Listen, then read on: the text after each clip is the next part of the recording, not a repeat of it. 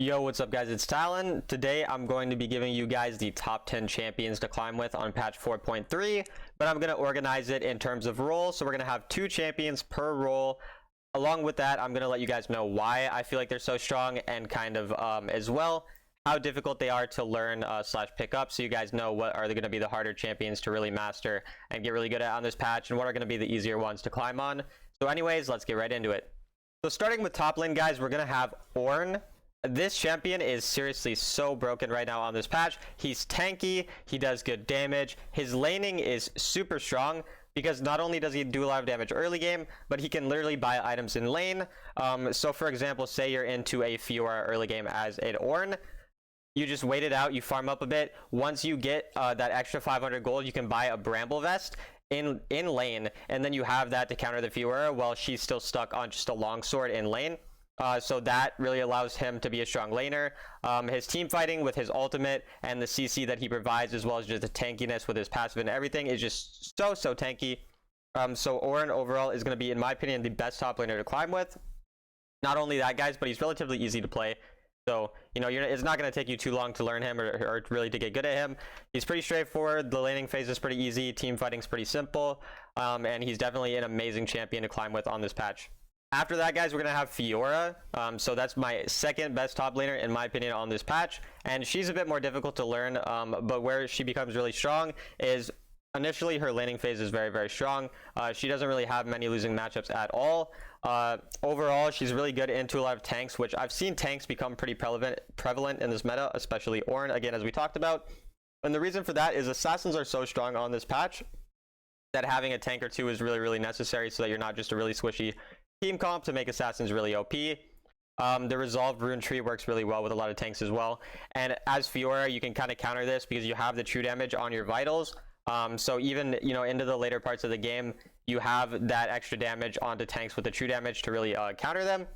You can go Divine Sunderer, Blade of the Rune King, these types of items to really counter those tanks as well. But if you're into squishier comps, you go Trinity Force, and you can still burst down the squishies really well, and you can, you know, pretty much one-shot them. So she's really versatile. She's really strong in lane. Very strong split pushing champion, but she's still good in team fights if you are a good Fiora, but it does take quite a bit of time to get good at that champion. So if you're looking for an easier champion, I'd recommend Ornn, but if you're looking for a bit more of a difficult top laner who can carry really hard, then Fiora would be the pick on this patch. Moving on to the jungle, guys, we have Kha'Zix. So Kha'Zix is just super OP with the new runes. I think people are going like sudden impact on him and just going like overall a lot of burst damage. He literally can one-shot people. Getting the armor penetration boots early in lane is super helpful as well. Or not early in lane, but rather in the early game. It just allows you to really like one-shot people. And the burst damage, his farms really quickly, so he can get scaled up really well. He's really good at just so many different things, from even securing objectives with his smite combo if he is isolated onto the dragon or herald or whatever. So just the fact that he can secure objectives so quickly, he can really like one-shot pretty much any squishy in the game with these new runes, just makes him overall really strong on this current patch. And next up, guys, we're going to have Kayn. Kayn is just a super versatile and strong champion overall. These new runes also benefit him quite a lot, but what really benefits him is the buff to Blue Kayn a couple patches ago. I don't remember exactly when it happened, but ever since that patch, Blue Kayn has just been disgusting. It literally one-shots people. He has mobility to get around the map. His ultimate obviously makes him invincible. He has pretty like decent, just all-around team fighting. His skirmishing is good. His clearing in jungle, I think, is pretty good as well. You can even go for the red Kayn if you're into tankier comps, so he has versatility in that sense too. You can basically be an assassin or a bruiser, whatever you want. Just overall, Kayn gonna be super strong. And then I forgot to mention, guys, but I do think overall Kha'Zix is not the most difficult champion, but he is a bit difficult. So he's going to take a little bit of time to kind of get used to. And Kayn is a similar champion where he's not the most difficult champion by any means, but he does take some skill and some time to kind of learn and get good at. So overall, both of these champions are going to be like more towards the middle in terms of difficulty, but they're both super OP on this current patch. And then for the mid lane, guys, first up, we're going to have Zoe. Zoe is just incredibly strong. Her early laning phase is quite strong. She does a lot of damage. She is pretty squishy and susceptible to ganks in lane. However, alongside getting those extra like things from her W, getting the enchants and everything, and then just the amount of damage she has in lane allows her to really win lane and get ahead oftentimes.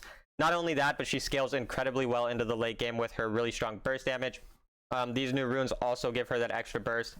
So she's just overall got a ton of damage. Additionally, mages are quite strong on this patch for the reason that the mana boots are so OP. They give 60 AP, they give you a ton of mana so you don't run out of mana, and you can get them so early on in the game. So rushing these boots onto the Zoe is just going to make your early game incredibly strong. She has mobility, she has obviously access to enchants, so she can, you know, use flash multiple times in fights. Just you have the stasis or whatever that you end up getting from your W, I think is where you get the enchants from. I don't really play Zoe, but she's incredibly strong. Again, like, she's hard to catch out because she ults in and then she just goes back. You can't really catch her out in a lot of fights with all the mobility she has, the burst damage, the strong laning, just all of that combines to make Zoe incredibly strong in the mid lane. Alongside that, she is a bit difficult to play. Again, she's not like the most difficult champ in the game, but she will require a little bit of practice to get good on. So if you are interested in spending a little bit of time, I would say Zoe is a great champion to learn in the mid lane. After that, guys, we're gonna have Yone. So I kind of had a hard time deciding between a lot of different assassins. There's a ton of strong assassins on this patch. You got Yone, you got Zed, you got Akali, Diana. There's so many strong assassins and you really can't go wrong with many of them. But I ended up deciding on Yone. I just feel like he really has it all. His early laning is not the strongest, that is true, but once you get scaled up, you get an item or two, the amount of damage that you deal, one-shotting squishies, dealing a ton of damage to tanks. He is like a get out of jail free card with his E. He just E's in, he does all of his combos, all of his damage on you, and then he just goes right back to his spot, like wherever he E'd at the start. So it's really hard to actually kill him. He can basically assassinate you for free. His laning phase is still not too weak. It's not the greatest, but it's still fine. He has pretty much an unmissable ultimate if you combo it with your Q3. So just all of those things combined to make Yone incredibly strong. And that's why I would recommend playing him. Additionally, he is a little bit difficult, but he's nothing like Yasuo, his counterpart. Compared to Yasuo, Yone is significantly easier to learn and is on the middle tier to easier side for assassins, but obviously most assassins are quite difficult. So you would have to spend a bit of time to learn Yone as well to get good at him, but it's not going to take like a crazy amount of time to get good at this champion. Okay guys, now for ADC, we're going to have Kai'Sa. So Kai'Sa is just incredibly broken right now with the AP build. You go Manamune, Nashor's Tooth, and then like you go eat like Riftmaker, Deathcap, Void Staff, that type of build. Additionally with the mana boots, it's just so much burst damage. It's just incredible with her, the new way her passive works, where just getting an item allows you to get the evolve. It means that just 2,700 gold for Manamune and you get the evolve already on your Q, and then you get another Nashor's Tooth, which isn't a super expensive item, and you already have your W evolve on AP. The burst damage is strong. Her laning phase is still not too bad, but then she scales up to just be a complete menace in the late game. One-shotting squishies, bursting down tanks extremely quickly. Not only that, but if you do find yourself in a situation where you have a full AP comp, you can still just switch straight to the crit build, and that's still going to do a ton of damage and work really well for you. So the lane phase is fine on her, and then she scales up so incredibly strong with the AP build. That's why I have her at #1 on the ADCs for this patch. And then after that, guys, we're going to have Varus. So Varus is a bit more different. In terms of this patch, he's pretty versatile because of the different ways you can build him. So you can build him in terms of lethality, which is just going to make your Q do a lot of damage from range, and your E. Your abilities are going to do a lot of damage without needing to get the stacks onto people.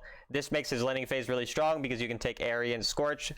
These runes are going to help you with your lane phase. You can just sit back and poke people. Super safe, super consistent, pretty easy to play. You just hit your shots and it's really simple. And then if you're into tanks, you can switch this up and go with the AP build. And the AP build is going to be extremely strong, again, against these tanks. You just get 3 auto attacks onto people, and then you pop your W, and then you Q them. You get a ton of damage onto people for free.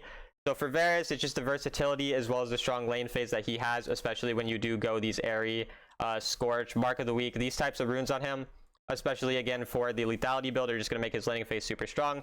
So that is why, overall, Varus is another great champion to learn. And then, again, for the difficulty of these two ADCs, guys, Kai'Sa is going to be quite difficult. I would say she's one of the hardest ADCs, in my opinion. To really master, honestly. She has a lot of, you have to click your buttons pretty fast and kind of use all the mobility and everything really well and really effectively. Varus is going to be a bit more on the medium side of things. He is a little bit difficult to hit your shots, but if you're able to hit your shots, that's pretty much all you really need to do. If you position well and you hit your shots, you're going to do well on Varus, so he's not quite as difficult. But yeah, that is ADC for this patch. And then lastly, guys, we have support. And oh my god, our enchanter support's broken right now. It is insane. But if I had to choose two, I'm going to go with Lux and Soraka for this patch. So starting off with Lux, I mean, you can build tank Lux. Like, if you guys haven't seen it, I don't remember the exact build, but people are going tank Lux, and your shield is just shielding people for an insane amount. So you're tanky, you have CC, you have the shielding. That's incredible. And then you still have the burst damage side of her if you just want to play her more to carry. And the shield is still going to be a ton of shielding, of course. Her lane phase is pretty good. Just everything about her right now in this patch is so broken. So many enchanters are just incredibly good on this patch in general, especially again Lux, just with the CC, the shielding, the laning phase, just everything. Additionally, she's not the most difficult, especially with her rework. Now that her Q goes through minions, it's pretty easy in the lane phase to play her. However, she does require a bit of skill shot accuracy, so if you're not very good with aiming, it might not be the champion for you. But if you feel like your aim is generally pretty good, then I would recommend picking up Lux in support. And lastly, we have Soraka. So if you guys didn't know, they changed Soraka so it no longer requires any health to heal people, so you can essentially infinitely heal people with enough mana, especially in the late game when your cooldown on, I think the healing ability is your W. It's just super low, and then her Q resets W cooldown if I'm not wrong. So just overall, the fact that you can heal people for like forever and so quickly, it's just absurd. Even with the new rune, the revitalized rune allows you to heal people for even more. So she is very one-dimensional in terms of it's just healing, right? Like her lane phase is fine, but she's just healing people. That's all she does. If you target a Soraka in a fight, it is hard. You know, as Soraka, you should expect to get targeted very heavily. So you're going to need to be buying stasis early enough. You're going to need to be obviously positioning well to survive. So there is a bit of counterplay to Soraka, which is why I consider her to not be quite as OP as Lux. But the healing is just so ridiculous.